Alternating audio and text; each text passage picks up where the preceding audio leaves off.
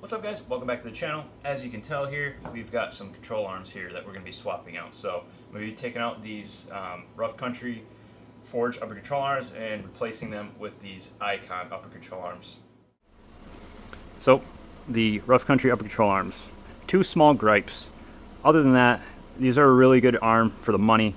We sell a ton of them and they fit a lot of guys' budget. It's a better option than running your factory upper control arms, but I highly recommend anytime you level your truck to get upper control arms. Like I said, two small gripes. The first one, right out of the box, when I first installed these, kind of made a bang noise going over harsh bumps. It's probably just the nature of this upper control arm. Again, there's nothing wrong with it. It's just what it is. Didn't make any noise over smaller bumps. It was just really harsh, jarring bumps is when it made that sort of bang sound. And the second thing here is I noticed a little bit what I consider premature wear. Now these do have 12,000 miles on them, but I did notice a little bit of premature wear here on the boot, a little bit of dry rotting, and over time it'll just get worse and worse to the point where grease is going to start leaking out, salt and rain and stuff like that's going to start getting in here, and it's really going to start ruining this ball joint. On the plus side, these are fully serviceable, fully greasable upper control arms, so you can press the new one out, or press the old one out, press a new one in, and you're on your way. So other than a little bit of noise going over bigger bumps and what I would consider a little bit of premature wear, they're a very good budget-friendly option. And like I said, we sell a ton of them. If you look here, the bushings for the mounts all look good. No signs of premature wear on those, so that's good. And like I said, overall, fits a lot of guys' budget, and it does the trick and gets the job done. I am taking my suspension to the next level.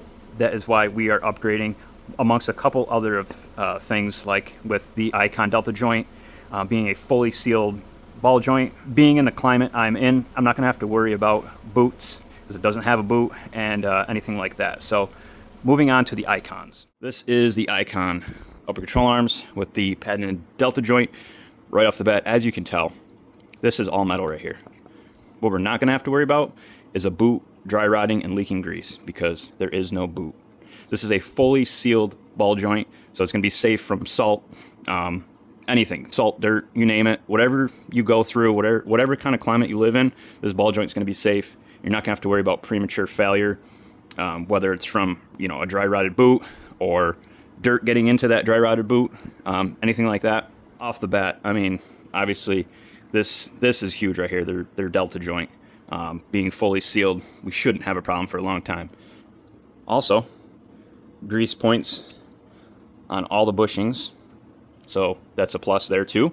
As long as you use the correct grease, you want the red and tacky stuff, and these Delta joints require that special number 2 grease. So as long as you grease these things properly, using the proper grease, install them properly, torque everything, these should last way longer.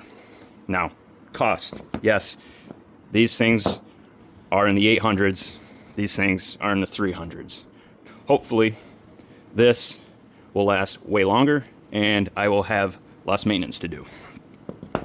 So with that out of the way, we're going to get these things installed, show you guys how to do it, some tips and tricks, and hopefully make it easier for you. It's a very straightforward install. I'll go over all the torque specs as we're putting everything back together and the tools needed. I'm pretty sure the only thing you really need is a 21 millimeter ratchet wrench. And by the way, I already assembled these. These bushings do not come in here. They're very, very easy to put in. You literally just slide one end in and then grab this other side and pinch it together. They go right in, very easy. There's directions. These do come with a little card that you scan, and then you just go on the website, find the directions for these, for the part number, and everything is right in there. So make sure you grease these first. It's all in the directions. I wish I recorded it, but make sure you grease these first. Like I said, it shows you where to grease them. Push them together, and you're ready to install. So, oh, by the way, too, you do have to put these Zerk fittings in as well. They come with them. So screw these in, put these bushings in, make sure you grease them first, put them in, and then you're ready to slap them in the truck. All right, so once you have the wheel off, next thing you're gonna wanna do is put your floor jack under the lower control arm, make your life a lot easier to do this. And we're gonna lift up on this upper control arm, or lower control arm, because suspension's at full droop right now. We're gonna fix that and make that ball joint less of a bind. Everything will come apart way easier. That's about as high as we can go before the truck starts coming off jack stand. Next, you're going to want to get a ratchet strap and put it around your studs. Hook it to your spring.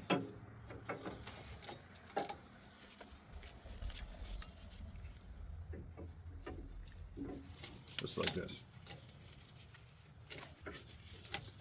What this is going to do is this is going to help hold the whole knuckle assembly in place, so you don't have to worry about holding this and preventing it from flopping all around, because if you're not paying attention, this is a freaking heavy assembly.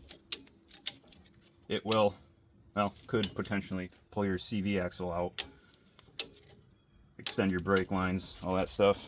All the stuff you don't want. So this is going to help you keep things sort of in place. And then next, we're ready to pop this upper control arm off. So like I said, 21mm for these upper mounts. And unfortunately, it's been so long since I had the factory arms. If you have the factory arms, this nut down here has nylock on it. It can be a little bit of a pain to get this off. You might have to use a torch, whatever. This nut, not this one, but if you have the stock one, can be a bear to get off. So just a little warning for you.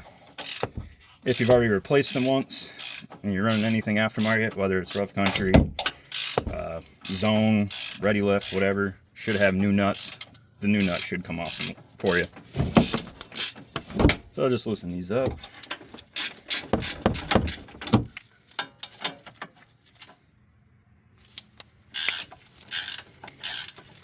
And then we're going to pop the upper control arm off of the knuckle first. I'm going to loosen this nut, don't take it all the way off. Now, I've got this nice ball joint spreader tool here. If you don't have one of these, you're going to have to beat this knuckle around. This tool is life-changing. I'm going to use it. If you don't have one, sorry, you're going to have to beat this knuckle up. As I said, this tool is life-changing. You're going to have to beat this knuckle around like it owes you money.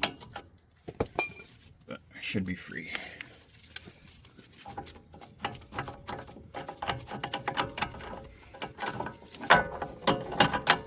Let's see here.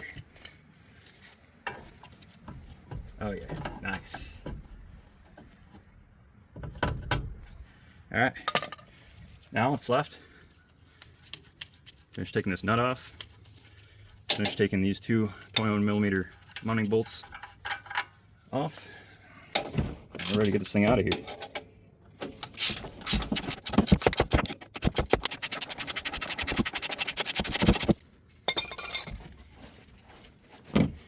Just make sure you hold on to these wings because they do come off.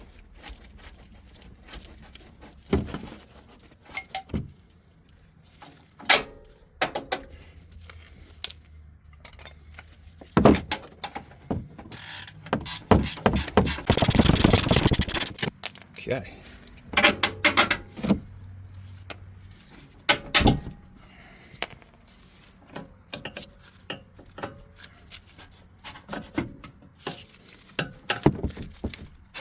Just like that, we're out. See, this one is a little bit worse. Actually, it's actually worse looking when it's on the truck and stressed a little bit, but this one had a little bit more dry rotting. Now we take the Icon one.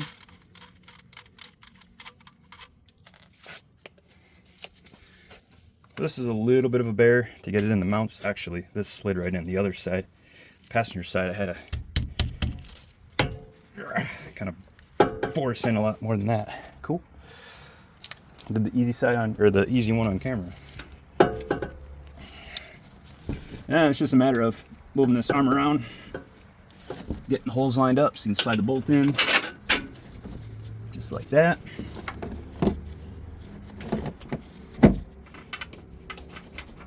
Get it started.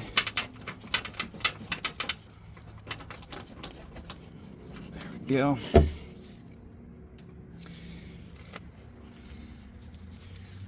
the other one started.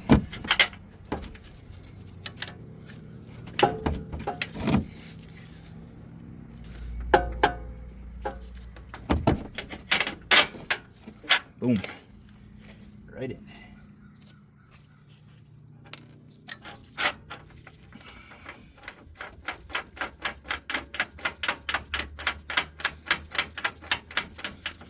And once your frame mounting points are good, this ball joint in. She might have the knuckle too tight.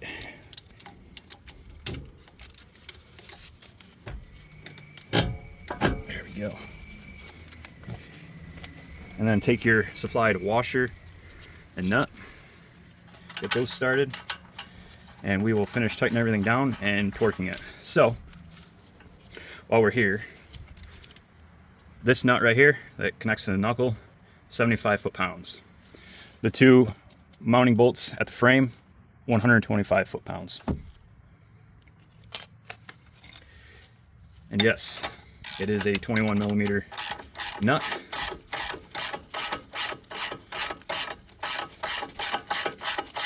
Tighten these down to the point where it's snug, and then we will finish it off with a torque wrench.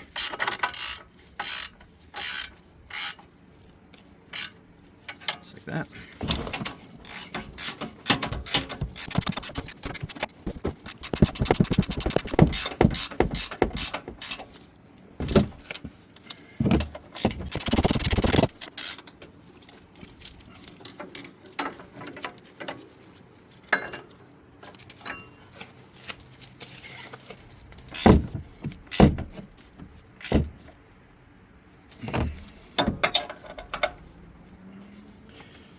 Okay, torque everything down.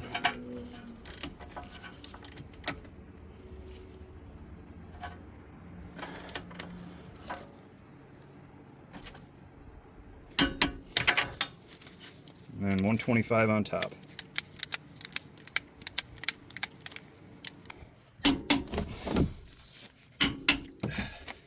That's it, you're home free. And finally, it's always a good idea to mark your bolts so that way you know if anybody messed with you. Not really. The real reason is to see if any of this stuff moves. If this stuff moves, you're going to want to check your torque.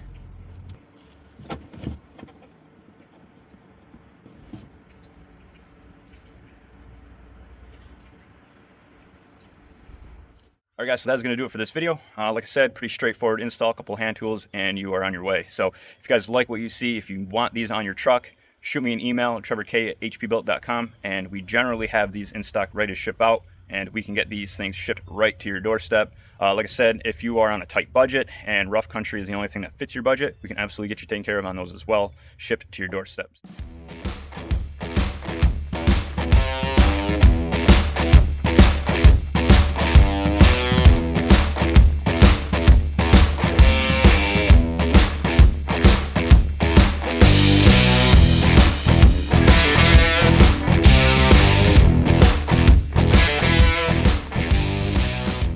Real quick, last thing I want to show you guys is the clearance that you have with these. Granted, my wheels are offset. There is a lot more clearance here. So, I don't even know if you can make that out. Oh yeah, there you go. The reason why I bring this up is a lot of times on these 5th gens, guys running stock wheels, 35 by 12.5s. This is a clearance issue between the tire and the upper control arm. With these actually being dang near in line with the knuckle, I wish it wasn't so dark, you might get away with 35 by 12.5 on a stock wheel with these upper control arms and not need spacers. Don't quote me on that because I don't know, but I mean, you can see right there, it's almost in line. The upper control arm is almost in line with his knuckle, and there's no knuckle interference with 35 12.5. It's just upper control arm. Something to think about. Be worth trying. Alright, so taking it for a few minute drive, right off the bat I do notice an improvement with these, and The one gripe I had with the Rough Countries, having a little bit of a noise going over the harsh bumps, seems to be gone now. But other than that, I mean, you know, these handle really good. Maybe it's in my head, maybe not, but they seem to be a little bit more responsive. But like I said in the beginning of the video, the Rough Country ones, they're a great budget option. I am just taking my suspension to the next level, and with the climate that I am in, the Delta joint just seems to make the most sense for me. It's something that is going to do very well in these climates. So just to sort of reiterate everything, the Icons definitely seem to be an improvement. But again, we're talking $500, over $500 in price difference. So you kind of are going to expect a different level of quality. And, you know, it comes down to your budget, and it comes down to what's going to work best for you. And, you know, there's no right or wrong answer here. The Rough Country upper control arms, I'm sure, that control arm is probably going to last forever. It'll probably outlast the truck because it's a forged aluminum control arm. And with the replaceable ball joint, you know, it'll last forever. As long as you can replace those ball joints and buy replacements for them, the main structure of the upper control arm should last a while. So guys, that is going to do it for this video. And like I said earlier, if you guys like what you see, whether you want the Rough Country upper control arms or the Icons or any other control arm you can think of, we have you covered, and we can get any control arm you want shipped right to your doorstep.